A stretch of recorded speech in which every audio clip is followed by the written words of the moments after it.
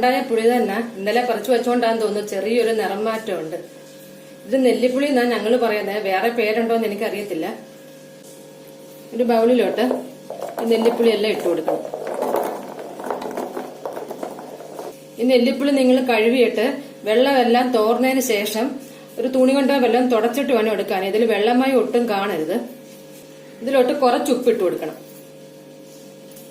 എന്നിട്ട് ഇതൊന്ന് മിക്സ് ചെയ്ത് വെക്കണം.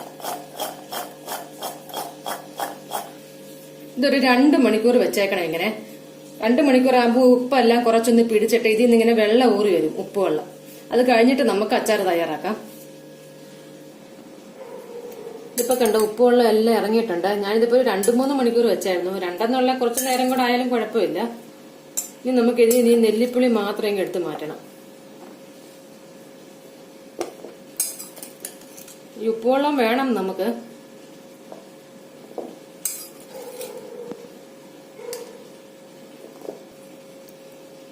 ഇത്രയും ഉപ്പുവെള്ളമുണ്ട്. ഇത് വെച്ചേക്കണം. നമുക്ക് ഇതിലോട്ട് ചേർത്ത് കൊടുക്കേണ്ടതാണ്. ആവശ്യത്തിനുള്ള നല്ലെണ്ണ ഒഴിച്ചു കൊടുക്കണം. ഇതിലോട്ട് 1 ടീസ്പൂൺ കടുക് ഇട്ട് കൊടുക്കണം. അതുപോലെ 1/4 കപ്പ് വെളുത്തുള്ളി. വലിയ വെളുത്തുള്ളി ആണെങ്കിൽ ഇത് 2ആയിട്ടൊന്ന് കീറിയിടണം.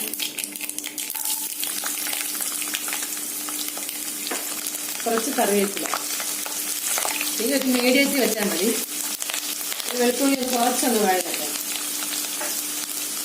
ഒരുപാട് വേണ്ട, ചെറിയൊരു മഞ്ഞ നിറമായാൽ മതി. ഇത്രയും മതി. ഈ വെളുത്തുള്ളി ചെറിയൊരു മഞ്ഞ നിറമായിട്ടുണ്ട്. ഇനി നമുക്ക് ഫ്ലെയിം ഓഫ് ചെയ്യാം. ഈ ഓഫ് ചെയ്യുന്ന ഈ സമയത്ത് ഇതിനകത്തിരുന്ന് ഇത് കുറച്ചും കൂടെ നിറം മാറും. അത്രയും മതി.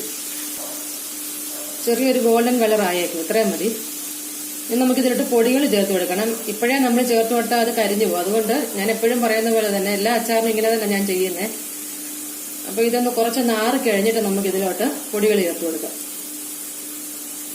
ഇതിപ്പോ കുറച്ച് നല്ലതായിട്ട് ആറിയിട്ടുണ്ട്. ഇനി നമുക്ക് ഇതിലോട്ട് പൊടികൾ ചേർത്ത് കൊടുക്കാം. മുളക് പൊടി ചേർത്ത് കൊടുക്കണം. ഞാൻ ചേർത്ത് കൊടുത്തിട്ട് പറയാം എത്ര ചേർത്തെന്ന്. ഇതിലോട്ട് ഞാൻ 4 ടേബിൾ സ്പൂൺ മുളക് പൊടിയാണ് ചേർത്ത് കൊടുത്തത്. ഈ മുളക് പൊടി എടുക്കുമ്പം എരിവുള്ള മുളക് പൊടിയും നമ്മുടെ ചരടൻ മുളകില്ലേ, പിരിയ മുളക്, അത് രണ്ടും കൂടെ മിക്സ് ചെയ്ത് വേണം എടുക്കാൻ. അപ്പൊ എരിവ് കറക്റ്റ് ആയിട്ടിരിക്കും. എരിവുള്ള മുളക് എന്ന് പറഞ്ഞാൽ നമ്മുടെ സാധാരണ മുളകില്ലേ അത്. ഇതിലോട്ട് 1/2 ടീസ്പൂൺ ഉലുവാപ്പൊടി, വറുത്ത് പൊടിച്ച ഉലുവാപ്പൊടി. ഇത് കുറച്ച് കായപ്പൊടി, 1.5 ടീസ്പൂണോളം വേണം. കായമൊക്കെ നിങ്ങളുടെ ഇഷ്ടത്തിനനുസരിച്ച് ചേർത്ത് കൊടുക്കാം. ഇനി നമുക്ക് ഫ്ലെയിം ഓൺ ചെയ്യാം. എന്നിട്ട് ഇത് ലോ ഫ്ലെയിമിൽ വെച്ച് ഈ പൊടികളുടെ പച്ചമണം ഒന്ന് മാറ്റിയെടുക്കണം. ലോ ഫ്ലെയിമിലേ വെക്കാവൂ. ഇതിലോട്ടൊരു 1/2 ടീസ്പൂൺ പഞ്ചസാര ഇടുന്നുണ്ട് ഞാൻ. വേണമെങ്കിൽ ചേർത്താൽ മതി. കാരണം ഇതിപ്പോ പൊടിയുടെ പച്ചമണം എല്ലാം മാറിയിട്ടുണ്ട്. ഇതിപ്പോ ഞാൻ ലോ ഫ്ലെയിമിൽ 1 മിനിറ്റോളം ഇങ്ങനെ ഇളക്കി കൊടുത്തായിരുന്നു. ഇത്രയും മതി. ഇതിലോട്ട് നമുക്ക് നെല്ലിപ്പുളി ഇട്ട് കൊടുക്കണം.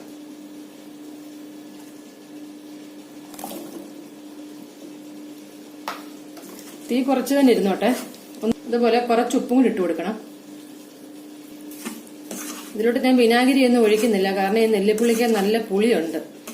പിന്നെ ശകല എണ്ണ തെളിഞ്ഞ് നിൽക്കുന്ന പോലെ ഒഴിക്കാമെങ്കിൽ വെളിയിൽ വെച്ചാലും ചീത്തയാവത്തില്ല വിനാഗിരി ഒഴിച്ചില്ലെങ്കിൽ.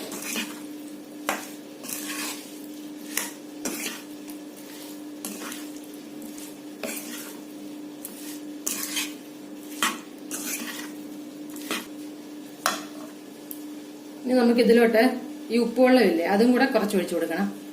ഇതിപ്പോ ഇത്രയേ ഉള്ളൂ. ഞാൻ നോക്കിയിട്ട് ഇതെല്ലാം വേണോന്ന് നോക്കിയിട്ട് ഒഴിച്ചു കൊടുക്കുക.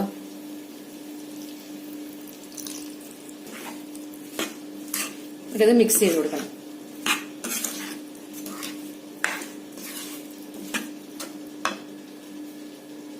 ഞാൻ ആ വെള്ളം എല്ലാം ചേർത്ത് കൊടുക്കുക. അപ്പൊ നിങ്ങളെല്ലാം ചേർത്ത് കൊടുത്തരേ. കാരണം ഇത് നല്ല ചാറായിട്ട് ഇരുന്നോളൂ. ഇതിപ്പോ കുറച്ചിങ്ങനെ ഡ്രൈ ആയിട്ടിരിക്കും.